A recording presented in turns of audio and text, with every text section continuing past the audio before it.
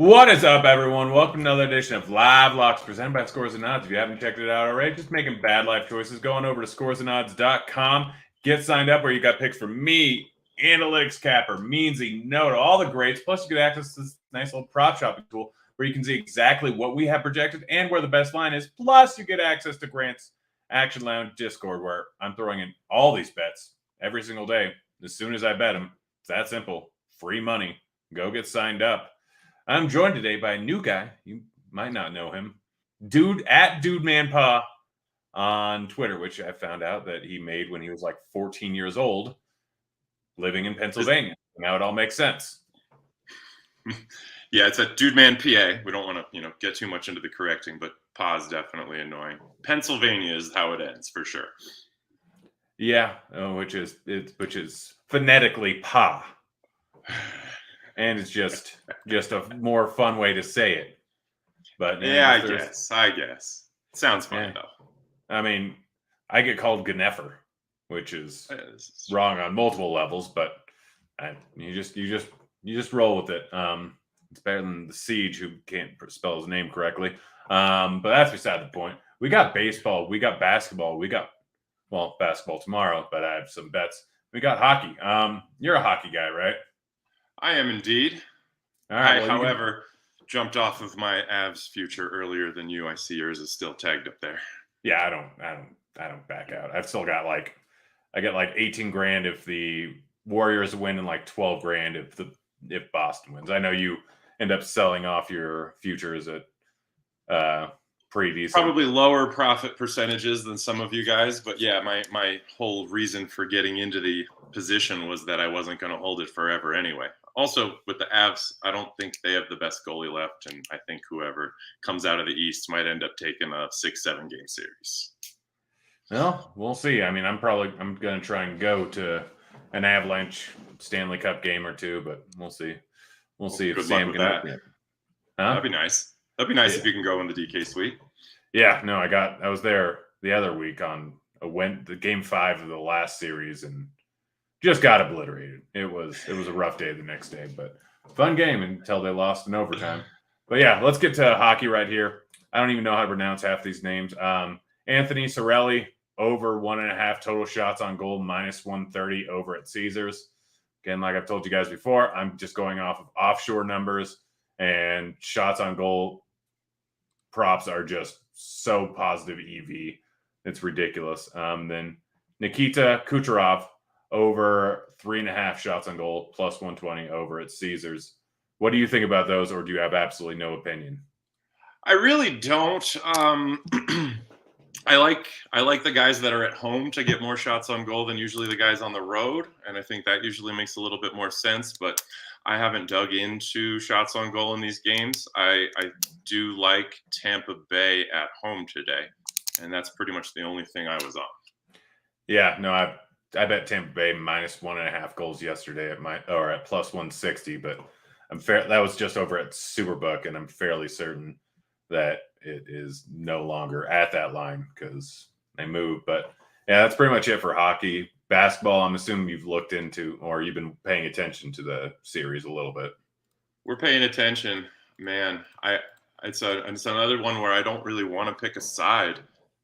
I'm not sure how that series works out. I feel like Boston was like a better overall team, but then I feel like the way they match up, Boston really needs Tatum and Brown to sort of carry the load, and then we need that ancillary player to step up periodically. And I feel like Golden State has just more people who can score, and then more people they can put on to try and slow down any of the ancillary players. And it's just going to be Tatum and Brown trying to score 40 a night.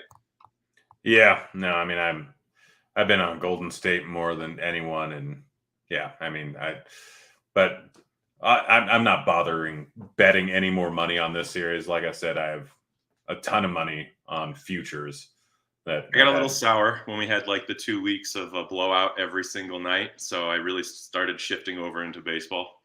Yeah, I mean, I just still make so much money off of player props for NBA. I mean, during this show, just on the show, I think I made like $8 grand on player props this playoffs. Actually, when did playoffs start? Mid-April? Yeah. So yeah, I'm up closer to 15K just in the playoffs, and it's been beautiful. But got a few bets today. Steph Curry over 1.5 blocks plus steals, hitting it at a pretty decent rate. Getting it minus 105. Smart's going to turn the ball over a decent amount. Just not a bad overall line. Steph Curry over 5.5 assists plus 118 over at FanDuel. And let me get $169 on it. I don't know why FanDuel is letting me get just $169 or $69 on bets a lot of times. And I think they just know me well enough. Don't know why. Interesting limit you have there. Yeah, don't understand it. Marcus Smart over 5.5 assists plus 118 over at Superbook, but that's not it. Have you signed up for Superbook yet? Yes, I have an account over there. I'm past limited at this point. It's on the limit list. Yeah, so I'm limited. A little workaround. If you just try betting $100 on player props, they'll let you get $100. If you try betting over, that's also my limit. There is 100 on it's the flat limit for every single person on Superbook for player props. Interesting. Yeah.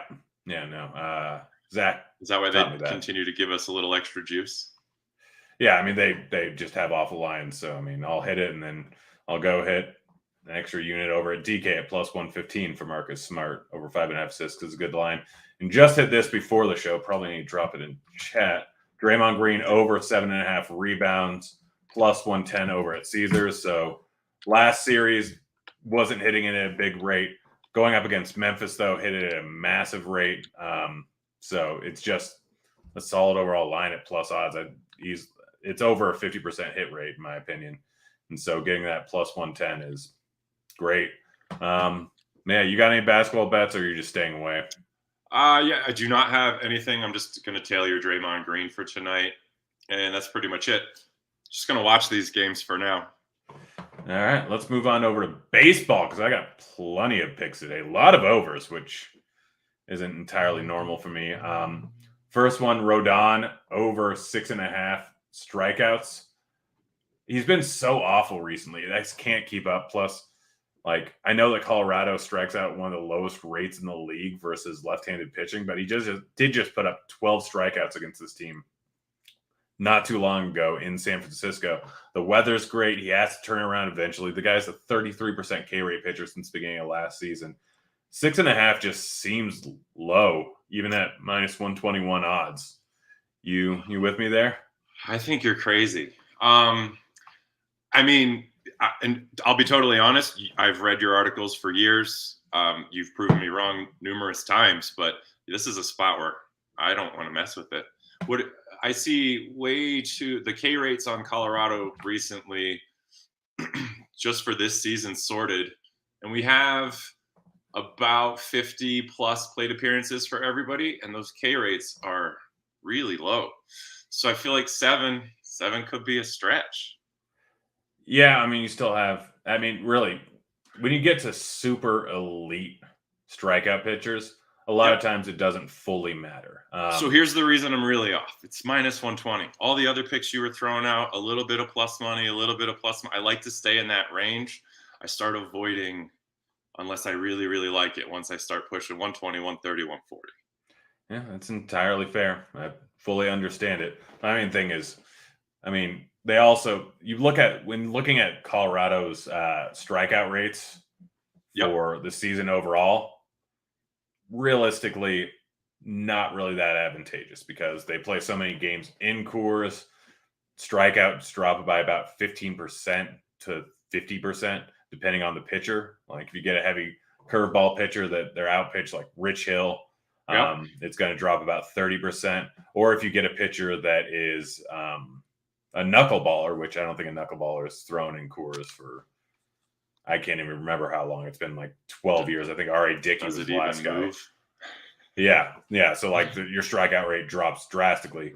So, I could be wrong here. 6.5 for a guy like Rodon, who's outside of the last 4 games, hit it, I think, every other game outside of one.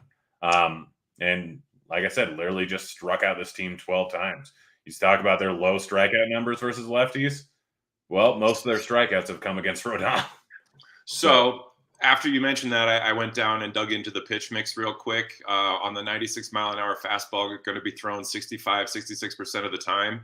These guys all have a whiff rate that's above 30, some in the 40s. And then the next most predominant pitch is going to be a slider at 30, and put on two. Actually, probably going to jump on that if it's still minus 120. Minus 120 over at Caesars, minus 118 over at Superbook. It looks like still. I'll go there first. Yeah. All right. Next one I got is Jose Quintana, not Joe Quintana. I need to update that. Jose Quintana over 4.5 strikeouts. He's playing over his head right now. That's pretty obvious there. But the Baltimore lineup, lots of strikeouts near the bottom there. Like obviously Mancini, Santander, Hayes, Mullins, all strikeout. I'm look at them. That's Thompson. I also have Thompson over. I got confused there. Detroit is just trash. Detroit is hot trash, just absolute garbage. Quintana, solid overall pitcher this year. It's a simple thing. Like Detroit is awful, and they're playing in a great ballpark. 4.5 is too low. Quintana, little bit heavy splits, but I just really don't care, even though he's going to face a lot of righties because a lot of them strike out at a massive clip versus lefties. And the 4.5 just seems too low, even at minus 10 juice. I wonder if that's moved. Oh gosh, it has moved. You can get it plus 100 over at Bet Rivers, while it's sitting at minus 115, 118, 120 at other spots. Interesting.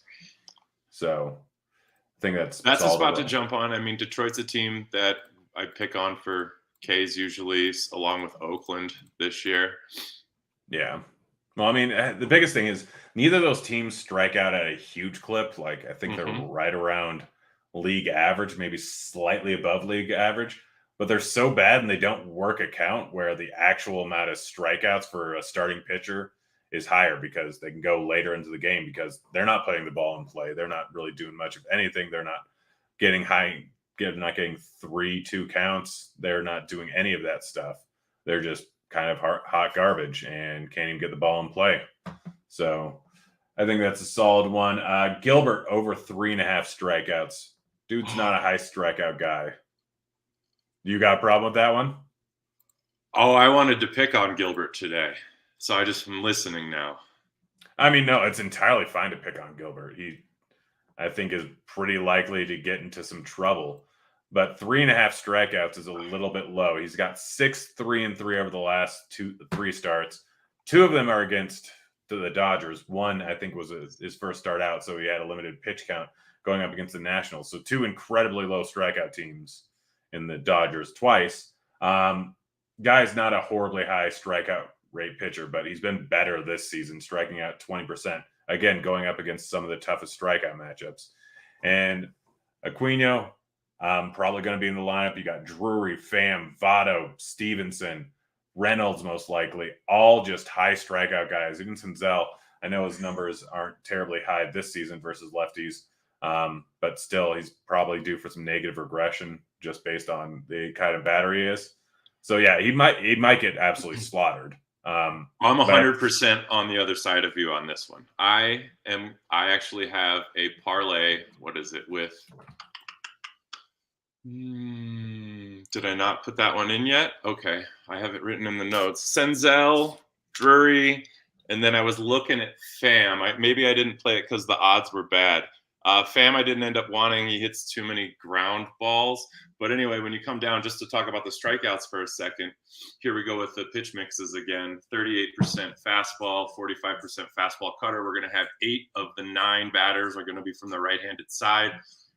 The whiff rate on that cutter is less than 15% for everyone. And then his fastball is only 87 miles an hour. Nobody whiffs at that either.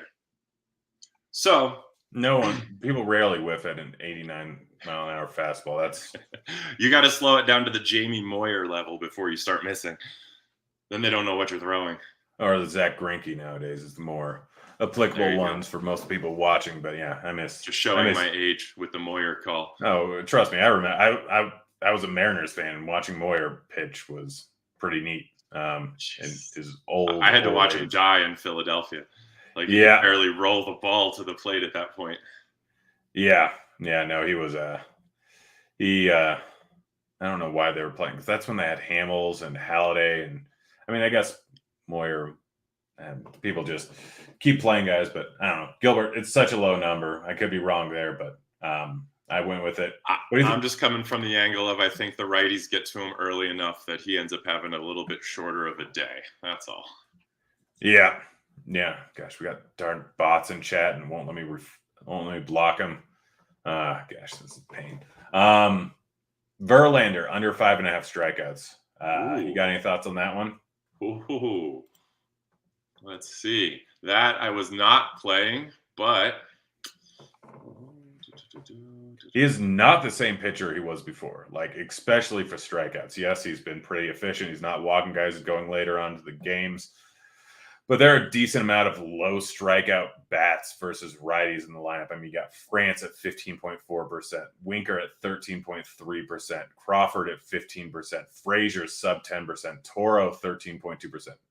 Hopefully Trammell and Raleigh aren't in the lineup, but like you're outlining my initial. Sorry, I step on you there.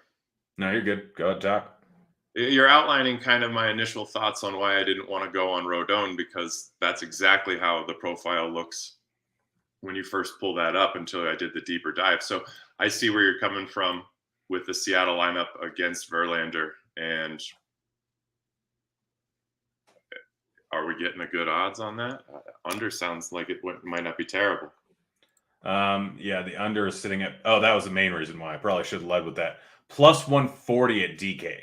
Okay, now that sounds like a really good number. Yeah, no, still sitting at plus 140 at DK. Caesars plus 118, MGM plus 110, Superbook plus 110. FanDuel's moved it to 6.5, but the under on 5.5, I think, is like plus 115, I want to say. So yeah, it's massive plus odds at DraftKings right now, and specifically it's at DraftKings. Any other site, it's kind of awful, but plus 140 is just silly odds for. I know he's hit at a pretty decent rate. I know he's kind of in the what's it called? MVP, or not MVP, Cy Young conversation, but he's due for some negative regression. His ERA is a full like run and a half lower than his xFIP. He's just not giving up his many home runs as he used to, putting the ball in the zone more than he used to, and not getting as much strikeouts. So, yeah, we have Austin in chat there telling me Winker might get 3 strikeouts alone. He's only striking out at a 14% clip versus righties this year. Like, Seattle is not that high of a strikeout team outside of 4 bats. Well, 2 to 4 bats, depending on who ends up getting in the bottom of the lineup. They're still there. I mean, granted, I'm a little bit of a homer with the Mariners, but it's I don't know. I won the Mariners minus 1.5 run line yesterday, the alt run line. Maybe, gosh darn bots just all over chat. I hate having to do this. But yeah, next bet we got Mitch White under 2.5 earned runs. He's getting a little stretched out, but he's probably still only going 80 pitches. Guy's a solid enough pitcher. Going up against the White Sox, yes, they are a decent lineup, but they haven't been great versus righties so far this season. Absolutely destroyed lefties. You got any thought on that? Minus 139. I know you don't like paying that huge juice, but 2.5 runs, considering he's not going to go terribly late into the game, seems a little bit too high. Oh man, what happened to the White Sox? They just need to face a left-handed bat every day. They'll turn it back around. I mean, obviously, some of the switch hitters and the lefties cause some problems, but the fact that they don't have Eloy in there to platoon out, and Robert has been in and out of the lineup all season long. When they're at full health, it's an entirely different lineup, not having to bat Garcia leadoff. So, I mean, that's kind of the thing. They struggled with injuries. They are going to get back to playoff form. I don't mind hitting some futures on the White Sox to win the World Series, considering their pitching staff and their bullpen is pretty great, and their bats are going to come around at some point. Yeah, I think that the bats are going to come around sooner than later. What do you have? Austin Under asked, 2.5 earned? Is that what you're saying? yeah, minus 139. Austin's asking if I would consider Mitch to get the win. It depends on what the odds are. I'll look over at it right now. But I mean, the problem is, yes, he can be moderately efficient and get to 5, but he was a relief guy. He did get up to 79 pitches, I believe, in his last start. So 90 is not out of the question, but Dodgers don't really have a huge reasons to stretch out pitchers more than they need to. They're going to be fine. They're going to make the playoffs. So it all depends on what the odds are for him to record a win. And sitting at plus 215, I don't really like that. I mean, Kopech is a guy that has not been great so far this season. He's struggled a lot more than we thought he would. He has a ton of talent, but the walks have been right where they've been at, which is fine when he was a 30% K rate guy like last season. Granted, he was coming out of the bullpen for the majority of it. But when you're striking out 25% and you're walking 12.8% of guys going up against the Dodgers, who are one of the most patient teams in the league, who also don't strike out, he could get into some trouble. So, I mean, it's kind of both sides. You can see like Kopech could be a good pitcher. He could pitch lights out here. He's going to bring it together at some point. Is this going to be a matchup? Probably not. But my real concern is Mitch White could end up only going 4 1/3 in this spot here. So I'm not terribly on that. If we're expecting somewhere in the mid 4s or under 5 innings overall, I do like the 2.5 earned runs under. My favorite play in that game is Betts and Freeman hit parlay. Nice. Where are their odds sitting at? Let's see. Betts is sitting at minus 215 over at DraftKings, minus 213 over at Caesars. And who was the other one? Best number I could get for Mookie and Freeman was on DK at minus 110. I think if you go FanDuel wasn't posted yet, so I didn't get a chance to build it there.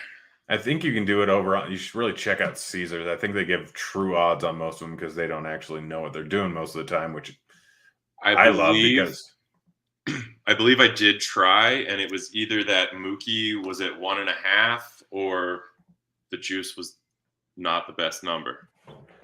Well, it looks like the juice is pretty much the same. It's minus 114, so slightly lower. It obviously moved. Freeman looks like it's about the same. So you got it minus 110. Yep. Plus 107 over at Caesars. Oh, you're so mean to me. You got price shopping. I mean, you probably did the bet, what, an hour and a half ago? Yeah, 2 hours maybe. Yeah, so the line could have easily moved a decent amount there. And DraftKings, based on how much volume is coming in there, they tend to make the juice. Well, it might be for singles bets, it might be a little bit different. When a lot of money's coming in on same game parlays with the same one, they know that in general, they're going to get more money coming in because it's likely someone giving out free picks or getting free picks from somewhere. So eventually they're going to end up changing the overall odds on things because they won't give you the true odds anymore. They'll give you whatever it's called, adjusted odds, because they know that people are going to bet it regardless. They're trying to make a lot more money. I think Robbins came out and said that they're trying to increase the amount of parlay action they have on the site and get rid of sharp bettors. So they know that if you're a sharp bettor and you're betting this, then chances are they can raise the juice on it. And anyone that tails you, and oftentimes tails you, is going to end up betting it regardless of what the juice is. If it moves 10 points, normal bettors not going to care. But that can go from being a profitable bet to a non-profitable bet really quickly. Yeah. I mean, I'm working on a 5% margin. If I'm not line shopping, I'm some days not a profitable bettor. If you're line shopping, you can go from a negative 5% ROI all the way up to a plus 10% ROI in some cases, like this Verlander line. If you're hitting the under at other sites at minus or plus 115, plus 110, the difference is a 15% ROI. So yeah, it really adds up in the long term when you look at your spreadsheet. Yeah. So let's see. Next bet I got Verlander under 2.5 earned runs. Again, he's not the same pitcher he used to be, but he's still very good, sitting at 3.6 xFIP. He's not walking guys as much. So I like the under on strikeouts, and I like the under on earned runs. The line for earned runs is sitting at minus 106. Yes, he can be a little bit efficient, go later into the games, which doesn't bode great, but 6-7 innings under 2.5 runs, I think, is kind of the even mark because he'll give up some home runs, but that's really all he's probably going to be doing against Seattle. Don't you feel like you're betting against yourself by taking those two sides? If they're both positive ROI, yeah, this is your approach is so different. Well, it's all like people always think that like, oh, are you hedging? Oh, are you kind of going against yourself? No, not really. When you consider that I got the strikeout prop at plus 140, like if I told you I would give you under 2.5 earned runs at plus 140 and under 5.5 strikeouts at plus 200, would you bet both of those? Yeah, see, now I get where you're coming from because you're expecting at least one to come through. Yeah, so with the Verlander one, I expect him to hit it at roughly 47 to 48% of the time, meaning at plus 140, I have an expected ROI close to 9%. And then with the Verlander under 2.5 earned runs, I expect him to hit it at a 52.5% of the time. I think I had it at, which roughly gives you an 8% ROI. So both of them are 8% ROIs. What are the chances that both hit? Not great. Probably about 20% of the time, considering strikeouts heavily correlate to earned runs. But 50% of the time, or 58% of the time, I'm probably going to hit both, and only 12% of the time am I going to lose both. Something like that. Because if he gets beat up, he's probably not getting 5 strikeouts. If he gets over 6 strikeouts, he's probably not getting up over 2 earned runs. And then there's going to be some case where he's just getting ground balls and BABIP lands in his favor, and I hit both. Fair enough. Yeah. Yordan Alvarez to hit a bomb. I think you like this one too. Yeah, we like this play. Yeah, plus 290. You can get it plus 300 now over at Bet Rivers and Barstool. Flexen, huge fly ball guy, huge hard contact guy. Granted, his numbers versus lefties are slightly better so far this season, but you go all the way back to last season, and he's still giving up above average fly balls, well above average hard contact. Yordan is just absolutely ridiculous this year and has been ridiculous pretty much the entire time in this league. So Flexen is just anytime he goes against a low strikeout team that gets a lot of hard contact, he's just going to get crushed, and Alvarez is the obvious guy to hit a home run. I agree with you on that. I also liked Alvarez for the dong today, but I also want to do a hits parlay in this game, and I'm going to take Altuve, Bregman, Alvarez, and Tucker is going to be my combo for this one. I think Flexen gets hammered. I think he's going to struggle. I don't know that there's going to be a ton of runs, but we are going to see walks, minimal strikeouts, and men on base. Yeah. EJ in chat asking if I like Seattle plus 200. No, Flexen's going to get destroyed. So, no, I do not like that. Even though I'm on Verlander unders, I'm not taking Seattle. Let's see. I got 1 or 2 bets left. Grichuk, under 0.5 hits, plus 130. I know that you're not on Rodon, but Grichuk batting in literally the biggest ballpark downgrade you can possibly get, likely batting in the 8-hole. Rodon's got good numbers versus righties. Gonna strike him out. Grichuk getting it plus 130 under 0.5 hits. No, you're not a big unders guy, but what do you think? Yeah, I definitely am not a big unders guy, but we're getting plus 130. Man, it's playable. You're running on the numbers. I'm running on kind of what I think is going to win, and then putting numbers aside of it. I also, what's up with Grichuk? I feel like he's not batting as well this season as he did previously. Am I mistaken on that? I mean, it sounds about right, but I mean, he's hitting lefties really well. Righties numbers have been awful. You look at it, he's been hitting a ton of ground balls going up against righties. Hard contact numbers have not been the same this year. Not sure why. Granted, a lot of guys' numbers are down so far this season, but the biggest difference I think I noticed was his fly ball rate is 60% down, and his ground ball rate is like 60% up. So yeah, he must have changed something. Yeah, or he's just, I mean, I didn't play much baseball, but I golf. Like, you're just off the slightest amount, and you're gonna. Yeah. So anyway, I think Grichuk's struggling.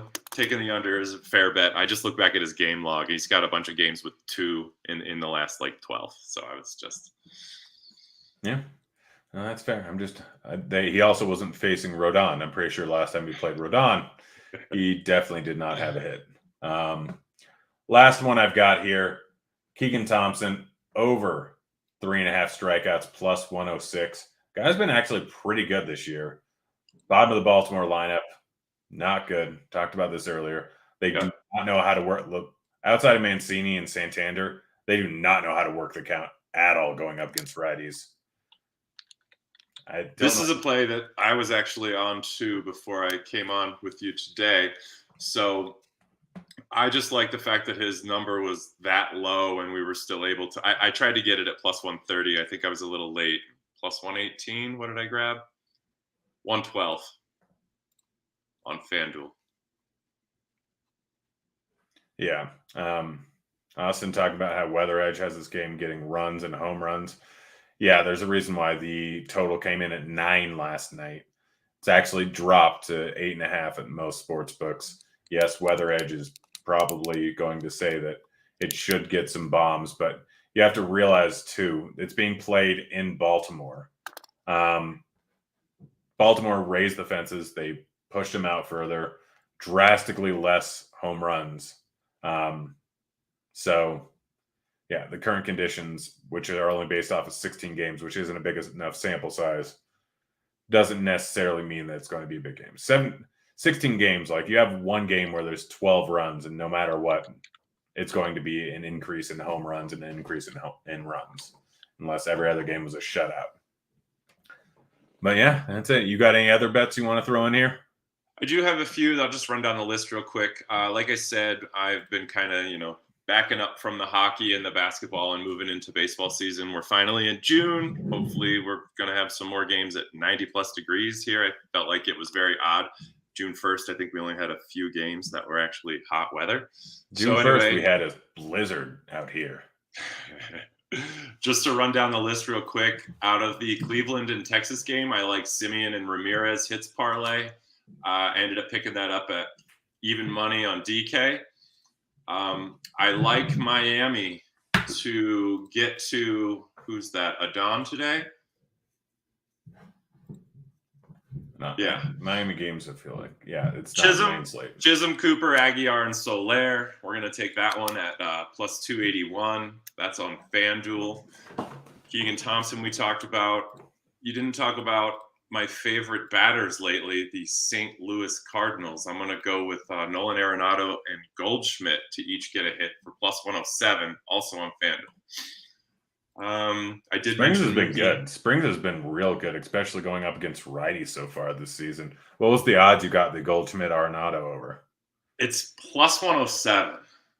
Okay, that's pretty solid considering both of them very good versus lefties. I know Springs has been a bit reverse splits. You kind of look at his pitch mix, and he's just got a very solid changeup.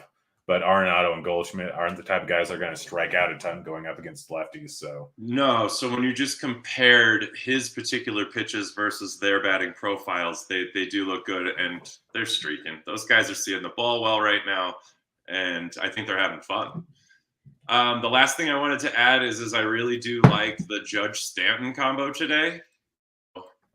That Stanton's got a little bit of a calf issue, but I'm in. I'm going to take the hits at minus 115. I pray that somebody can find a boost or a better number than that, but that's all I could get.